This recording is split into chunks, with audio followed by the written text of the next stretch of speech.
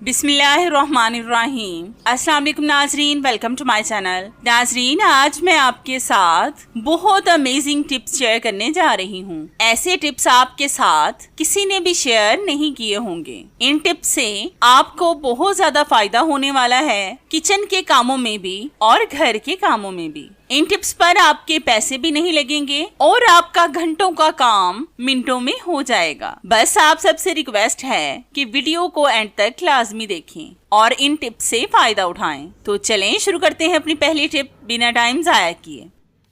नाजरीन, ये टिप मेरी बहुत ही यूनिक है। आपने अक्सर देखा होगा कि बच्चे अपने यूनिफॉर्म पर बाल पॉइंट के निशान बनाते ही रहते हैं। आज मैं आपको इनको रिमूव करने का बहुत जबरदस्त और आसान तरीका बताऊंगी, जिससे आप बहुत आसानी से इनको रिमूव कर सकेंगे। तो सबसे पहले हम टिश्यू पेपर को फोल्ड करके दाग के नीचे रखेंगे, ताकि दाग नीचे किसी और जगह पर ना लग जाए। इसलिए आपने टिश्यू पेपर या फिर किसी भी एक्स्ट्रा कपड़े को इसके नीचे लाजमी रखना है। अब हम लेंगे नेल पेंट रिमूवर और एक टिश्यू पेपर का पीस।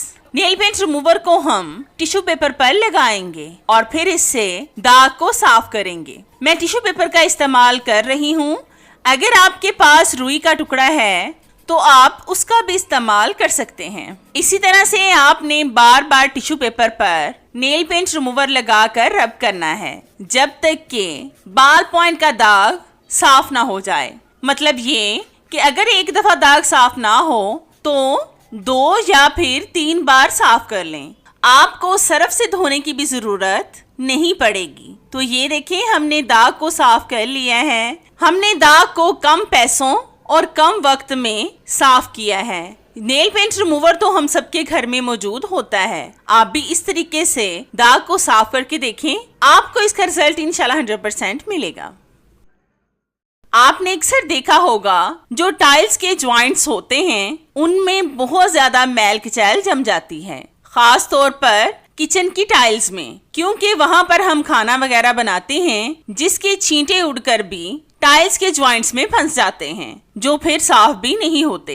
आज मैं आपको बहुत आसान और छोटी सी टिप बताऊंगी जो आपको बहुत ज्यादा फायदा देगी। इससे अब आपके टाइल्स के दरमियान में मैल कुचैल नहीं जमेगी। अगर हुई तो मिनटों में साफ हो जाएगी। तो इसके लिए हम लेंगे एक कैंडल। इसके साथ हम टाइल्स के दरमियान में अच्छी तरह से रब करेंगे। टाइल्स के जॉइंट्स अगर गंदे हो जाएं तो ये देखने में बहुत बुरे लगते हैं। इससे ऐसा लगता है कि जैसे हमारा सारा किचन ही पुराना पुराना सा हो। आप इस तरीके से अपने वॉशरूम की टाइल्स को भी साफ कर सकते हैं, जिस तरीके से मैं अपनी किचन की टाइल्स को साफ कर रही हूँ। तो ये देखें, ये टाइल्स कितनी ज्यादा साफ हो गई हैं। इन पर ना तो हमारी ज्यादा मेहनत लगी है और ना ही हमारे पैसे खर्च हुए हैं। हमने मिनटों में अपने किचन के टाइल्स के जॉइंट्स को साफ कर लिया है। आप भी लाजमी एक बार इस टिप को ट्राई करके देखें, आपको इसका रिजल्ट इंशाल्लाह 100% मिलेगा। तो यहाँ पर मैंने ली है एक पुरानी टी शर्ट। तो इसके लिए सबसे पहले हम इसको ऊपर से कैंची के साथ काट लेंगे। तो हमने शर्ट को काट लिया है। अब हम इस पर हाथों से चुनट डालेंगे, जैसे हम चुनटों वाली फ्रॉक वगैरह बनाते हैं। इसी तरह से आपने इसको ऊपर नीचे फोल्ड करना है और सारी शर्ट पर आपने चुनट डाल लेने हैं। अब जहां से हमने चुनट डालकर इसको पकड़ा हुआ है, वहां पर हम रबर बैंड लगा देंगे ताकि ये यहाँ से खुले ना। तो ये हमारा जबरदस्त सा चॉपर का कवर बनकर रेडी हो चुका है। अब मैं आपको इसको अपने चॉपर पर लगाकर दिखाती हूँ। तो ये देखें नाजरीन, अब ये चॉपर इस कवर की वजह से बिल्कुल भी गंदा नहीं होगा और ना ही इस पर मक्खियां बैठेंगी। कि अगर आप इससे चॉपर या फिर ग्राइंडर वगैरह का कवर नहीं बनाना चाहते तो इसके लिए हम लेंगे एक पाइप। ये मेरे पास लोहे का पाइप पड़ा हुआ था, मैं इसका इस्तेमाल कर रही हूँ। अगर आपके पास कोई और चीज है तो आप उसका भी इस्तेमाल कर सकते हैं। अब पाइप को हम शर्ट के अंदर रखेंगे और फिर साइडों से इस तरह से पकड़कर जैसे हम चुनट डालते हैं इसी तरह से पाइप के साथ लगा देंगे। अब हम इसके ऊपर भी लगाएंगे रबर बैंड। अगर आपके पास रबर बैंड नहीं है तो आप किसी मजबूत धागे का भी इस्तेमाल कर सकते हैं। तो हमने इसके ऊपर भी रबर बैंड लगा दी है। तो ये हमारा जबरदस्त सा मोप बनकर रेडी हो चुका है। अगर आप इससे डस्टिंग करना चाहें तो डस्टिंग भी कर सकते हैं, लेकिन अगर आप इससे पोछा लगाना चाहते हैं तो पोछा भी लगा सकते हैं।